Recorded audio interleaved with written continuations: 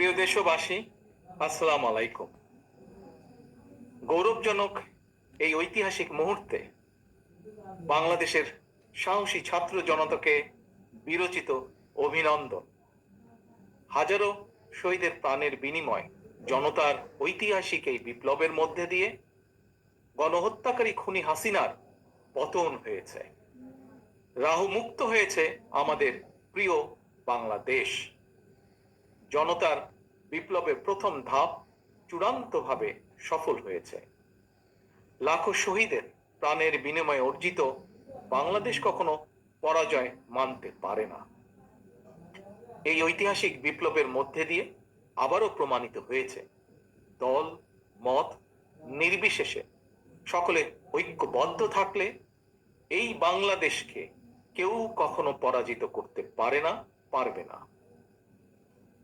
প্রিয় দেশবাসী, বিজয়ের এই ঐতিহাসিক মুহূর্তে আমি আজ সেই সব মায়েদের প্রতি বিনম্র শ্রদ্ধা জানাই এই গণবিপ্লবে যারা তাদের প্রিয় সন্তানকে হারিয়েছেন। এভাবে গত 15 বছরে ফ্যাসিবাদী শাসনকালে অনেক সন্তান তার প্রিয়তম পিতাকে হারিয়েছেন, অনেক স্ত্রী প্রিয়তম স্বামী হারিয়েছেন, গুম খুন অপহরণ করে অসংখ্য মায়ের বুক খালি করে দেওয়া হয়েছে। আপনাদের সন্তানের শহীদ মৃত্যু, স্বজনদের ত্যাগ তিতিক্ষায় 2024 সালের 5ই আগস্ট প্রিয় বাংলাদেশ আরেকটি বিজয় দেখেছে। জনতার ঐতিহাসিক বিপ্লব সফল করতে গিয়ে অসংখ্য ছাত্র জনতা আহত হয়েছেন। বাসায়, হাসপাতালে কিংবা ক্লিনিকে চিকিৎসাধীন যন্ত্রণাবিদ্ধ সময়ে সমস্ত ভালোবাসা নিয়ে আপনাদের পাশে আজ সারা বাংলাদেশ। খুনি হাসিনার বিরুদ্ধে আন্দোলন করতে গিয়ে অসংখ্য মানুষ মিথ্যে মামলা ও রাজনৈতিক উদ্দেশ্য প্রণোদিত মামলায় গ্রেফতারের শিকার হয়েছেন, কারাগারে নিক্ষিপ্ত হয়েছেন।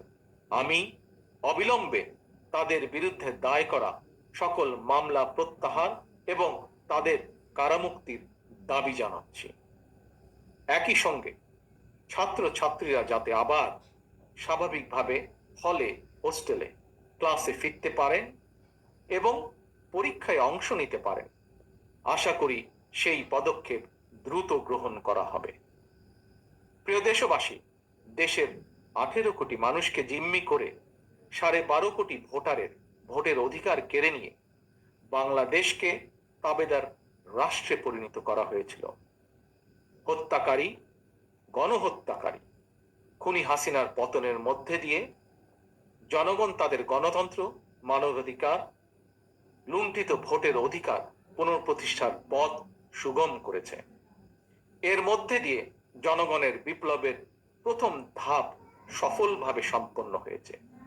এরপর একটি অবাধ সুষ্ঠু নির্বাচনের মধ্য দিয়ে যেদিন দেশের 12 কোটি ভোটার নিরাপদে নিশ্চিন্তে ভোট দিয়ে জনগণের কাছে জবাবদিহিমূলক সরকার প্রতিষ্ঠা করতে পারবে, রাষ্ট্র, সরকার, শাসন প্রশাসনে মুক্তিযুদ্ধের মূল মন্ত্র সাম্য, মানবিক মর্যাদা প্রতিষ্ঠিত করতে পারবে, সর্বোপরি একটি গণতান্ত্রিক বৈষম্যহীন রাষ্ট্র সমাজ গড়তে পারবে, তখনই জনতার ঐতিহাসিক বিপ্লবের চূড়ান্ত সফলতা আসবে।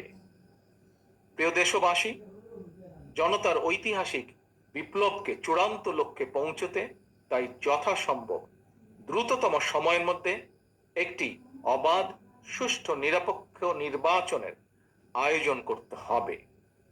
জনগণের দ্বারা নির্বাচিত প্রতিনিধিদের কাছে দ্রুততম সময়ের মধ্যে অবশ্যই ক্ষমতা হস্তান্তর করতে হবে।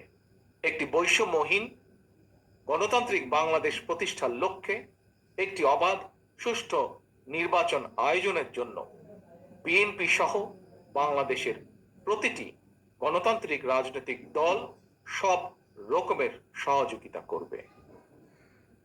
প্রিয় দেশবাসী, এবার আমি আপনাদের কাছে একটি বিনীত আহ্বান রাখতে চাই। বিজয়ীর কাছে পরাজিতরা নিরাপদ থাকলে বিজয়ের আনন্দ মহিমান্বিত হয়। সুতরাং বিজয়ের এই আনন্দঘন সময়ে রাহু মুক্তির এই ঐতিহাসিক মুহূর্ত শান্তভাবে উদযাপন করুন।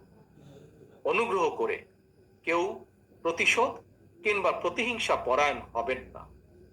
কেউ নিজের হাতে দয়া করে আইন তুলে নেবেন না। অর্জিত বিজয় যাতে লক্ষ্যচ্যুত না হয় সে ব্যাপারে জনগণকে সতর্ক দৃষ্টি রাখতে হবে। 52, 71 কিংবা 90 এর মতন ছাত্র জনতা আবারও একটি বিজয়ের ইতিহাস রচনা করেছে। প্রিয় দেশবাসী, আবারও আপনাদের সকলকে বিরচিত অভিনন্দন।